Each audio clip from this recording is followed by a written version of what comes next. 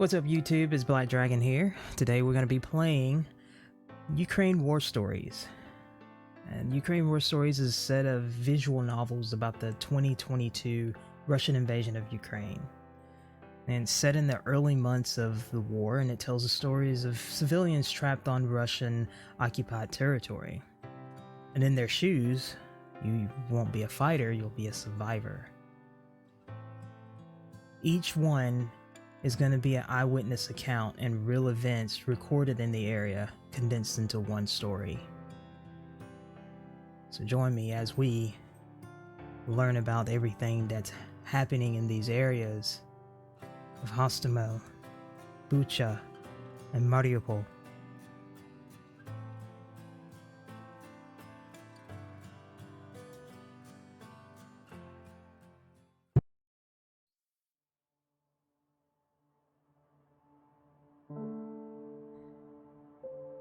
It was barely past 1700 hours, but it was getting dark already. Spring was on its way in, but we were still getting early sunsets and cold nights. Another quiet evening in the house that was entirely too big for just me and my Lilia, ever since our daughter had settled in Kyiv. No surprises there. Hostomel was always too small for her. Still, she kept in touch with us. In fact, that evening I was just trying to figure out a present from her. A smartphone. Well, I wasn't trying anymore. I delegated the task to the neighbor's girl, Milena Mirzoyan. Milena is a bright girl, top of her class at the medical university in Kyiv. Much younger than my own daughter, Katya. Barely in her 20s, quick-witted, and full of life, unlike me, a tired old man. I've been an aviation engineer for 40 years before retiring, and yet these modern gadgets are beyond anything I've worked with. Now, my wife Lilia, she is the savvy one, but that evening she was preoccupied. Oleksiy, she said in a worried voice. Oleksiy, have you heard what Putin is saying? He recognized those republics in Donbass. She clutched her chest. Oh God, the Russians are going to invade.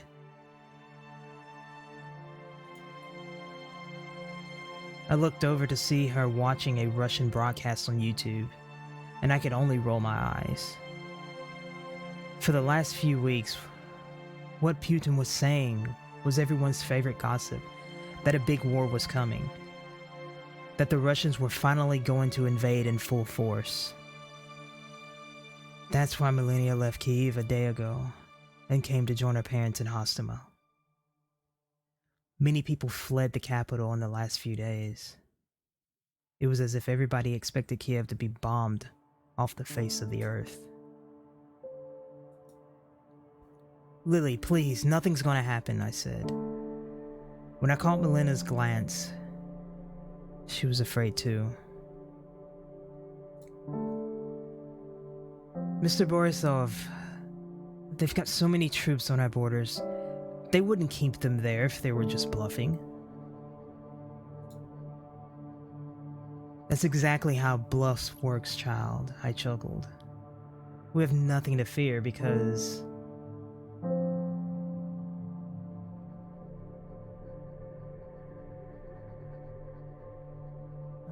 we get to choose here, so we get to see what outcomes we get, apparently.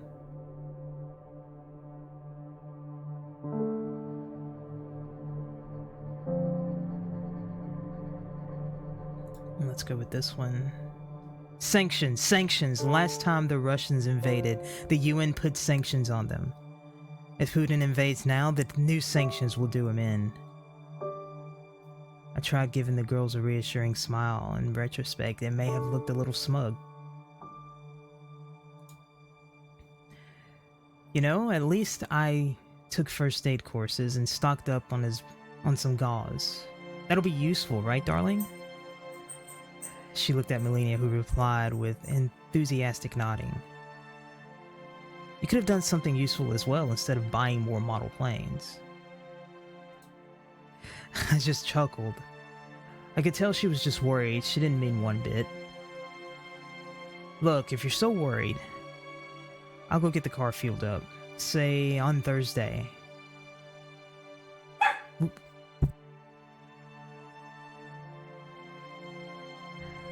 We weren't using our car much except to buy groceries, so the near empty tank didn't seem like an issue. With my bum leg, I barely left home anyway, and Lilia worked as a teacher. Her students were all on distance learning. Then we'll go have a vacation in the Carpathians. A week, no, 2 weeks. Until this whole deal resolves itself. And you'll see that I was right. Stocking up on fuel is a good idea, Melina chimed. My dad is stocking up as well, before the prices rise even more. I nodded. I didn't believe war was coming. And if I did, could I do anything to prevent it? But there was something I could do. Help everyone stay calm.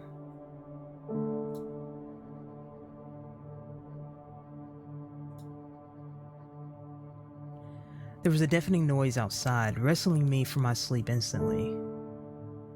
At first, I didn't believe my own ears.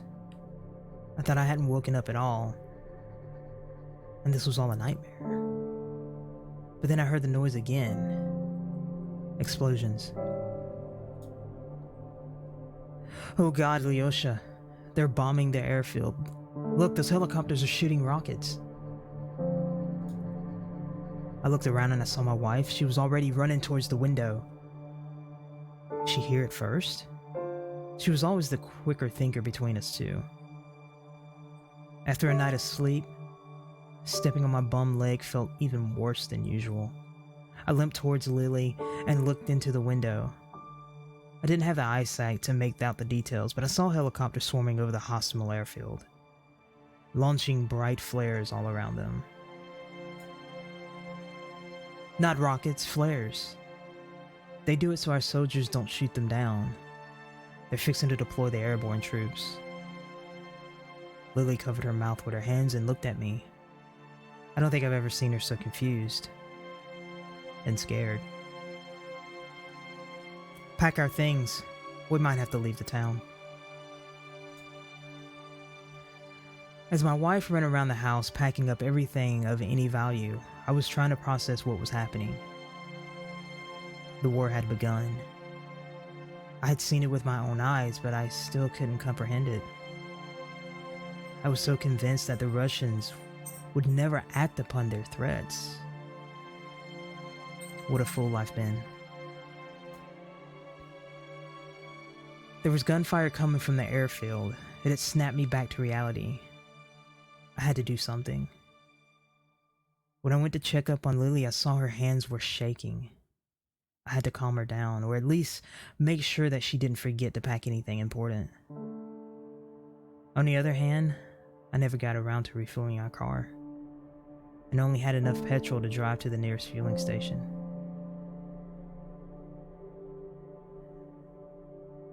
I'm gonna comfort her. Lily isn't taking it well, I must support her. With a sigh, I gave Lily a hug. She quietly said, "Lyosha, I'm scared." She very rarely admitted such things. It reminded me how confident I was just a few days ago that the Russians weren't going to invade. What a fool I was. What's going to happen now? I hug her closer and tried to come up with something reassuring. Surprisingly, I didn't sound unsure. I don't know, honey, but I doubt the Russians will succeed. Our army spent the last 8 years learning to fight, so we'll hold the Russians off. As long as we don't panic, we'll be alright. I don't know how long we just stood there, but in that time, the gunfire had died down. Lily withdrew and quietly wiped tears from her eyes. She seemed almost calm now. I'll go put up a kettle. Since those Russians woke us up, let's have some morning tea. I think I had a box of chocolates somewhere. We had a splendid tea party, all things considered. Too splendid, really. It convinced us that life went on and there was no cause for worrying. Things were still normal enough. I will never forgive myself for believing that and not letting Lily out of Hostomel on that same day.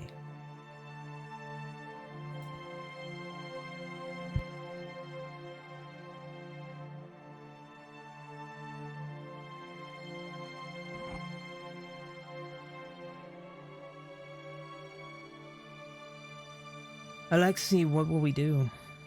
Lilia complained, sniffling away the last of her tears. Did you hear it? Did you hear how loud it was? How terrible? I nodded, and I hugged Lilia closer. I sure heard it.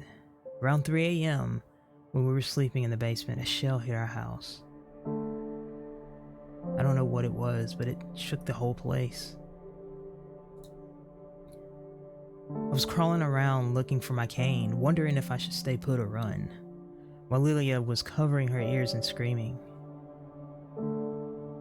Then when we were sure the walls weren't tumbling down on us, she started crying. This would all be over soon, I hope. But at that time, all I could do was hold her close. The very next morning, when the fighting had quieted down, I heard a knock on our basement door. Our neighbors came to visit us. The whole Missourian family, Milena and her parents. Oleksiy, Lilia! David, the father of the family, walked up to me and firmly shook my hand. How are you doing? Are you alright? We saw the house get hit. Thank the Almighty you weren't there.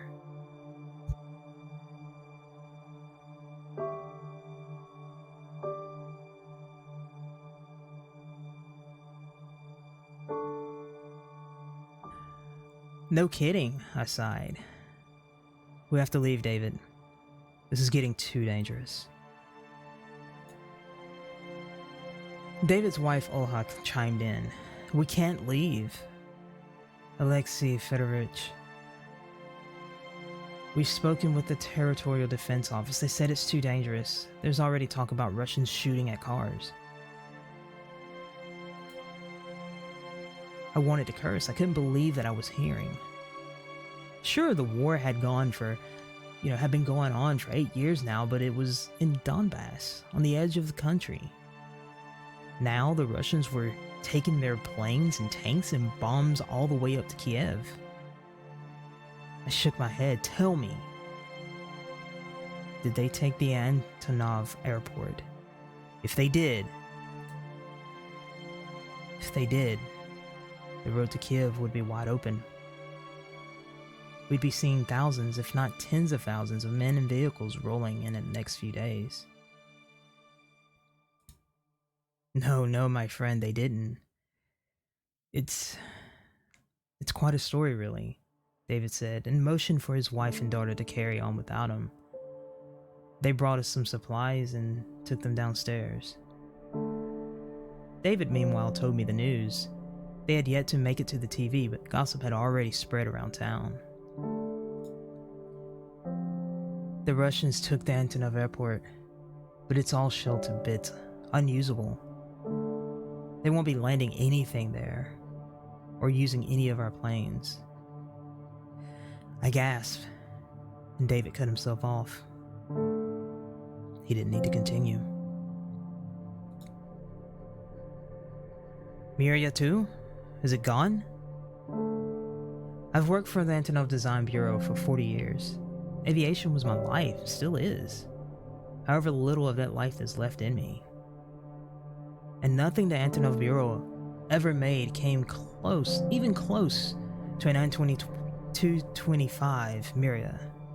The biggest cargo plane ever designed, a marvel of engineering. Soviet, Ukrainian, it didn't matter. Mario was a treasure. Thought it was a terrible waste that it was barely flown in our 3 decades of independence, but that day, I learned a truly terrible waste. I felt the sting in my chest and I clutched at it. David quickly rushed to support me.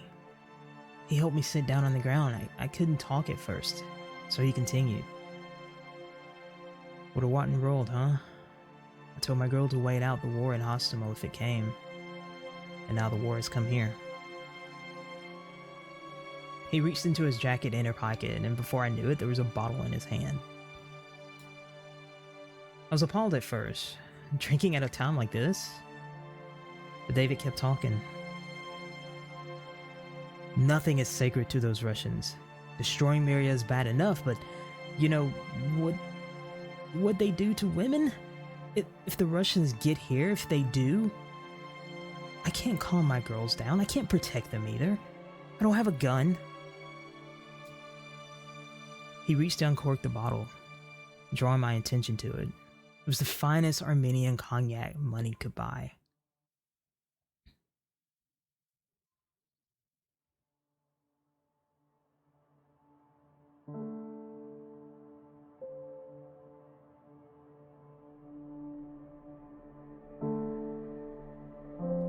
Let's go this way. Maybe let's gather everyone for a drink if everyone is worried we shouldn't hoard the cognac. Reluctantly, David agreed. It was a magnificent cognac, and Lilia found us some treats to go with it. They were usually reserved for tea time, but this time everybody drank. Even Milena, who by her own admission never even tried beer before. For the rest of the evening, the atmosphere had warmed up. David shared some news about the war generally going our way, and I tried telling jokes. It was a moment of normalcy, the crazy time we all found ourselves in. And finally, the girls lightened up a little. The same couldn't be said about me and David. We put on a show for the women, but we couldn't voice our worries. Even to each other, the peace of mind for Oha, Lilia, and Milena was great reward to strive for, but it left us completely wiped. We left the women to chat among themselves and stepped back outside.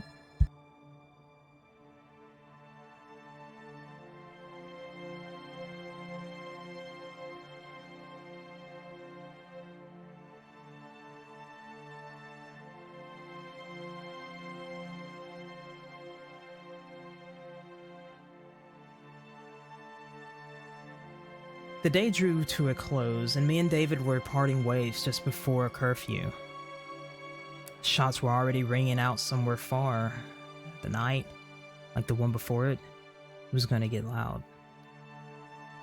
Suddenly, we hear the sound of approaching vehicles. What do you know? Our armed forces have finally arrived, David asked. Looked into the road, then his face dropped. As our armored vehicles rolled down the road, we could see the bright white Z's painted on them.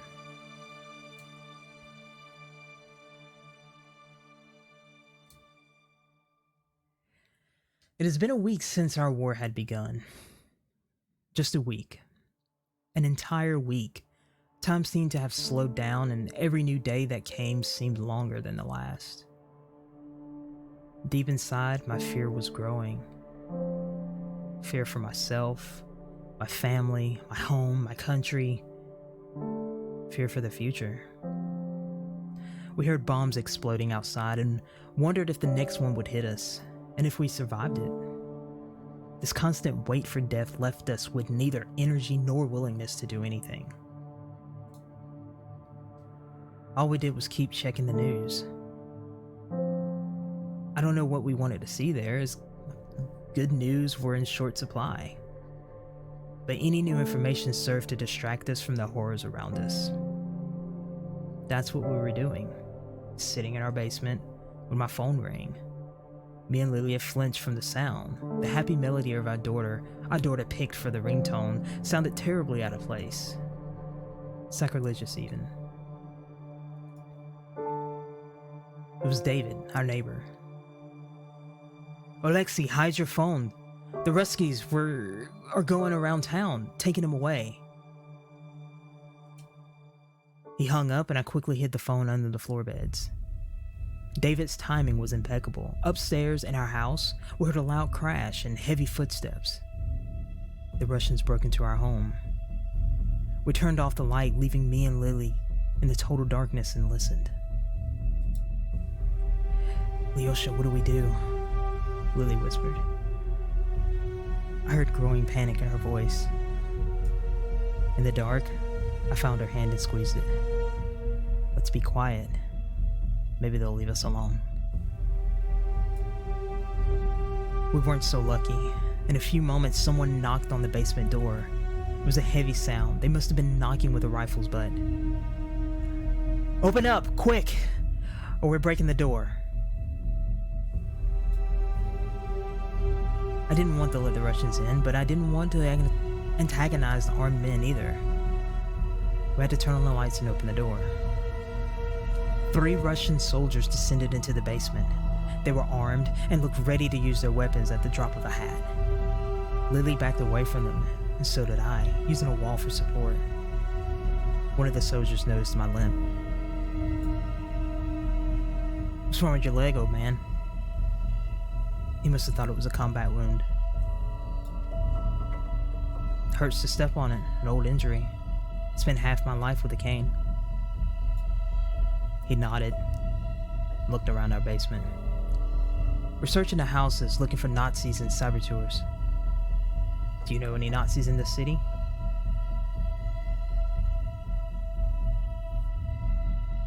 "I'm gonna play dumb, whatever it takes to get them off our back. Trying to make up something, hoping they'd simply leave us alone. Sorry, we don't talk to our neighbors much.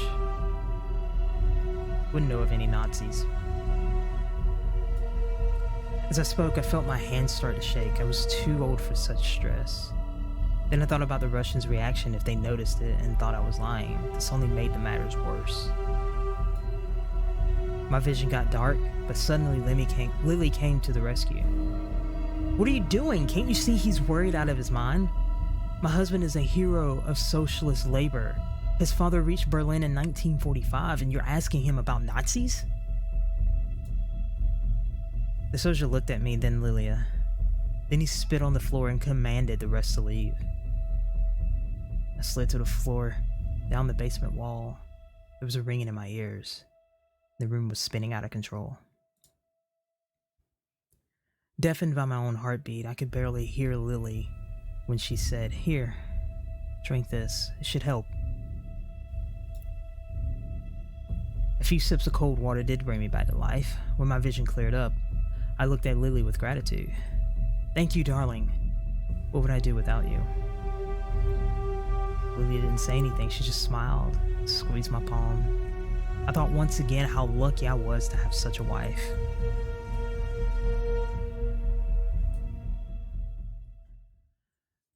They were still fighting, but only on the outskirts. Lily had never gotten used to it, but I did. They're still fighting. It was something I kept telling myself as I saw Russians rummage through the houses on our street.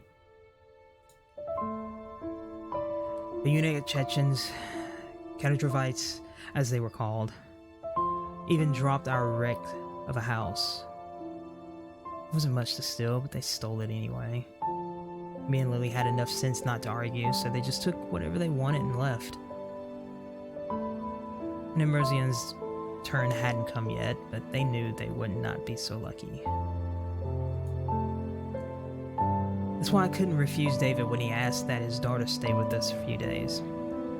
Me and Lilia were just tired old people, and with my leg, I wasn't much of a threat. The Russians were done with us. "Thank you so much, Oleksiy. Those people were monsters," David shared as Lily and Milena make their way into our basement. "Have you heard of word around town?" Of course I had.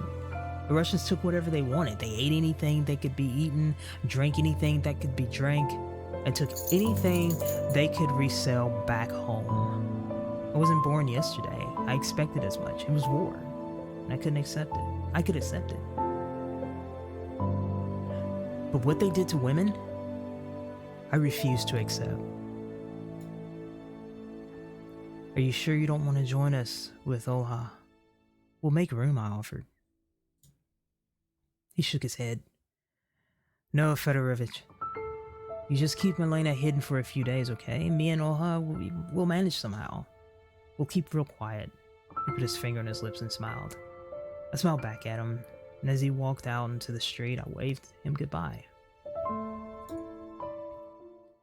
There was a pop, like a firecracker going off in the distance. David fell to the ground. He screamed. What I did next, I could never be proud of. I threw myself towards the basement entrance and slammed the door shut. Downstairs, Lily yelped at a loud bang. My chest began to hurt and I clutched it with one hand. A second distant pop, the screaming stopped. I think I waited for hours. Milena was downstairs, covering her mouth and looking in mute horror, looking with David's eyes. I think I waited for hours. When I finally peeked through the door, slow and careful, making no sound, there was David, all right. Two Russians, one standing over David, and another rifling through his pockets.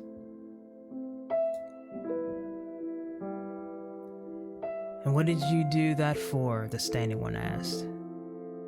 He sounded calm, even bored. He was a Nazi, can't you tell? I know them when I see them. The other shrugged in the dark.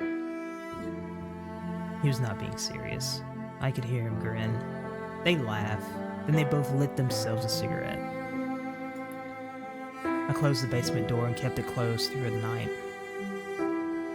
Milena cried for hours. Lily held her hand and did her best not to cry too. But in the morning, she too joined in when she heard Olha's wailing outside. In the morning, there was a fighting on the outskirts again, but closer to us. Sometimes bullets whizzed through the air right above our fence. When I opened the door to the basement, Olha crawled towards us on all fours. Something had to be done about David.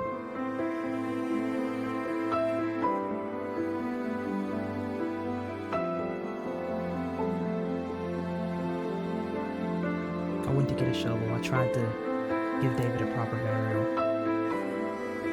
I could not leave my friend like that. So I got a shovel and I crawled towards David. As I dug a grave for him, I had to stop at least 24 times. The air would get too hot, the shots too loud, and the ground would shake so hard it knocked us all off our feet. In the end, it was barely a grave. David's broad Armenian shoulders barely fit in it. It seems like the earth itself refused to believe he was dead, but it had to suffice. And while it was little relief for the girls, we did David good. The dogs weren't going to get him.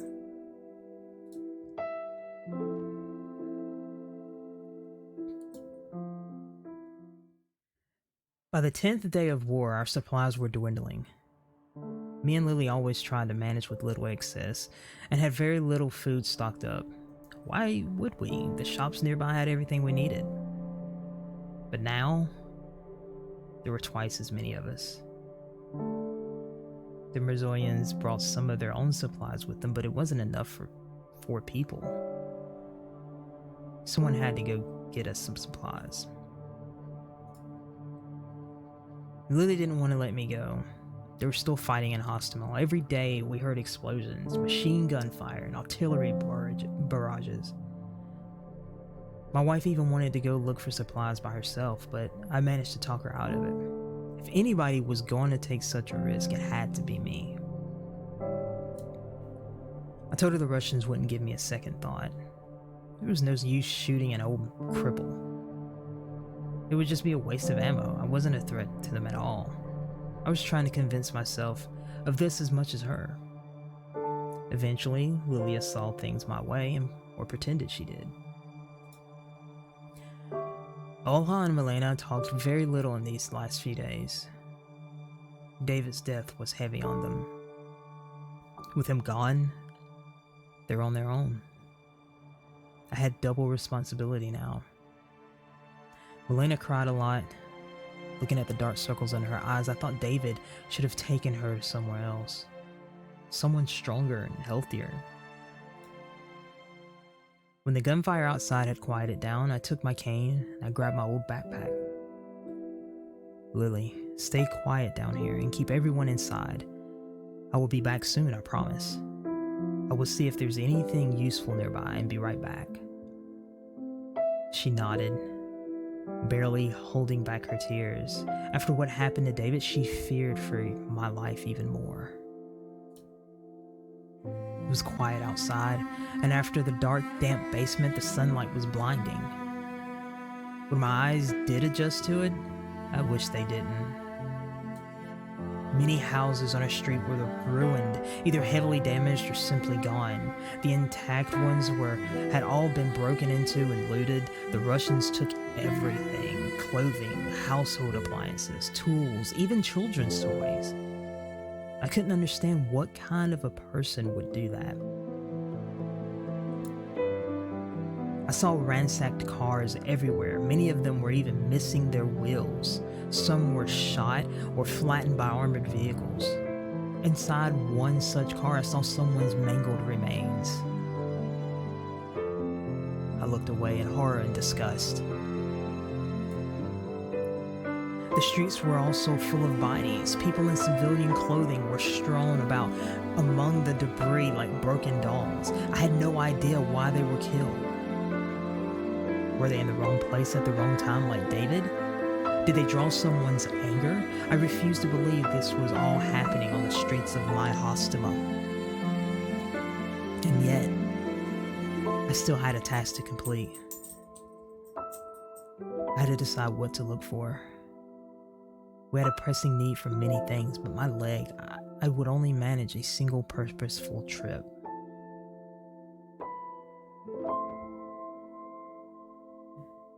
We could look for medicine. Alcohol does have many uses. And with a full gas tank, we could eventually evacuate. But I feel like if we got fuel, we wouldn't make it out. I'm gonna go for the medicine. I kept thinking about David. If he survived, we'd have nothing to treat his wound with.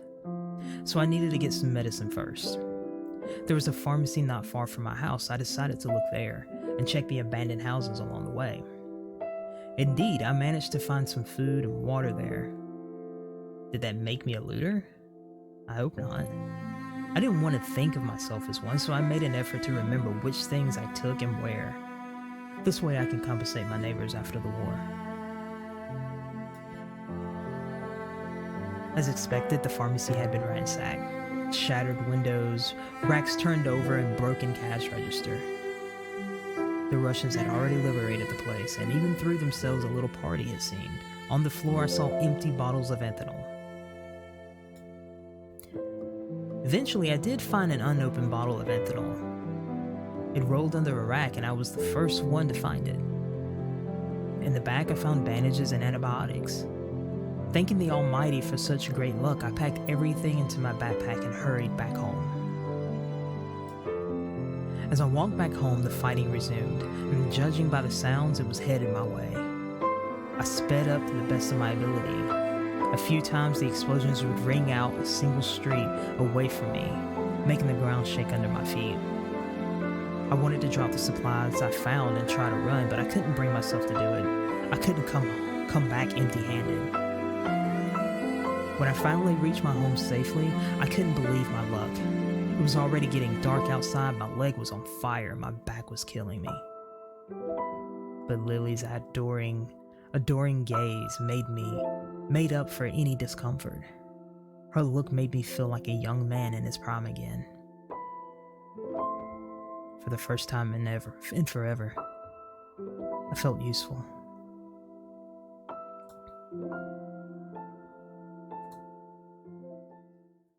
Mobile connection was down more often than it was not, and even then we had to go outside to catch any. But even so, the gossip spread quickly around Hostomel. The fighting had died down, and the Russians had free run of the town. And that's when the news started coming in. News I didn't want to believe. People said a man was shot for not showing the Russians his phone. Another man did show them his, and the Russians shot him over something they found in it. Another man was shot for wearing camouflage pants. Another for asking the soldiers what they were doing in Ukraine. I didn't know what to think of it. I didn't want to believe it. Most of the soldiers in the village were barely adults. Yet those who shot David and Mirzoyan were barely adults too, and every night we heard more gunshots. And every night, we heard women screaming. Poor Milena was terrified. She kept beating herself up over heading to Hostomel before the war. Kyiv, we were told, was still holding out, but Hostomel? As we'd soon find out, Hostomel was lost. One evening, we sat huddled in the basement. Me, Olha, Lily, Milena, who hid in the furthest corner, fearing the worst. We were always ready to hide her under the blankets, as if she wasn't here. And the Russians were rowdy that evening. Their gunfire frenzied, shouting echoed across the town. Suddenly we heard someone bang on the door. And mere seconds later it flew open. Milena hid herself immediately and the rest of us jumped to our feet. We heard commotion coming from upstairs, from someone's slow and messy descent. A Russian. When he stumbled into the basement, I recoiled from the stench of sweat and alcohol. He could barely stand as he looked at us. His sleepy blue eyes were almost white. "Good evening, so what's it gonna be?" he slurred, as if continuing a point he made before, somewhere upstairs, if not hours ago. "Are there any girls left in this town?" My heart sank. Lily and Oha just blinked at each other. The man stood at the exit, trapping us inside, his rifle at his shoulder, way out of reach. Then, he moved across the basement, towards the bedding, where Milena was hiding. My heart sank. Luckily, Lilia spoke up. "What are you celebrating?" I was baffled at first, but then I too put the dots together. The smell of alcohol, and the shouts outside. The soldier was already barely standing when he came to us. As it turned out, that's why he went for the bedding, to land on it with a loud, tired groan. I couldn't breathe from strain. Milena was barely a meter away from him, hidden under the pile of blankets. "We took Hostomel. Ha! We took everything up to Kyiv. It's next, soon you're president." He grinned and drew his thumb across his dirt-caked neck. "Him and the rest of the fucking Nazis." We had to keep the boy distracted and get him to leave us alone as soon as possible.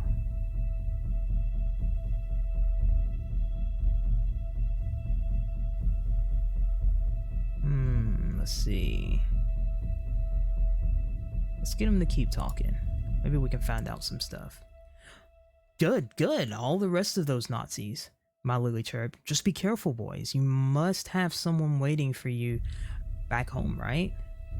Parents, surely? Do you have siblings?" I chimed in. The boy was neither intelligent nor well-spoken, but we listened to every word. And when he was done answering, we asked no more questions. The stories he told us were awful. The boy didn't seem to come from a happy household, and his home village somewhere in North Russia was sparse of young women.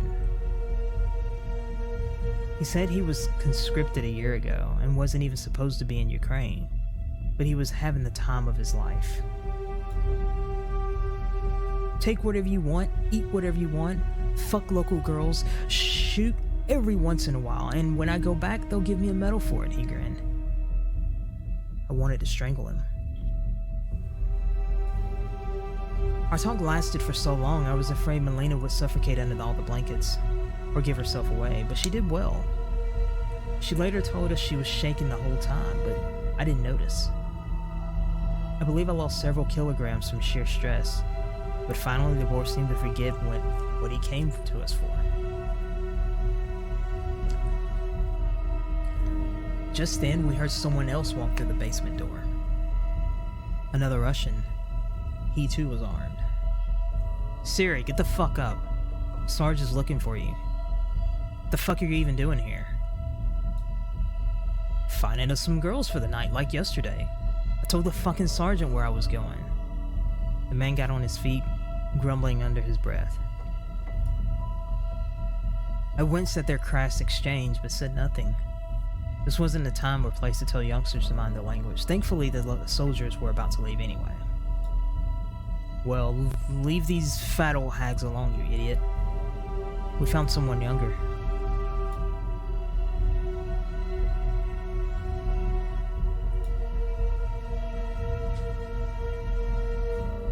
Oh, wow. My mood is now 0. Alright, let's continue on. It took my hope for a while to erode, but when it did, there was no going back. At first they promised that the war would last for 3 days, then a week, then till the next weekend. Then the Russians took Hostomel, and we're already shelling Kyiv. Like David predicted, it was all going to be over soon, but not in the way we expected. I just knew it. It would end with Zelensky dead and the population put through filtration camps. And there, nobody would care if I'm a hero or a socialist of labor.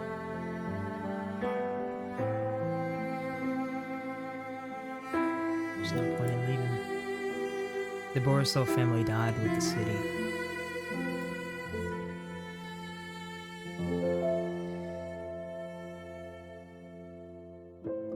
So that's the end of Hostomel, and we could actually play it to get different choices to get a different outcome. I'm gonna keep that one here, but if you do want to play the other outcomes, get a different ending, you can go to Steam. Steam has it for free. Game is completely free, no catch, no anything. But it's good learning about what's going on. I have friends that are Ukrainian and they have families there. So hearing about this, I think about their families and I hope that they're safe. So I hope you enjoyed this first part of the Ukraine war stories. And don't forget to tune in for the next 2 for Bucha and Mariupol. I'll talk to you later, YouTube.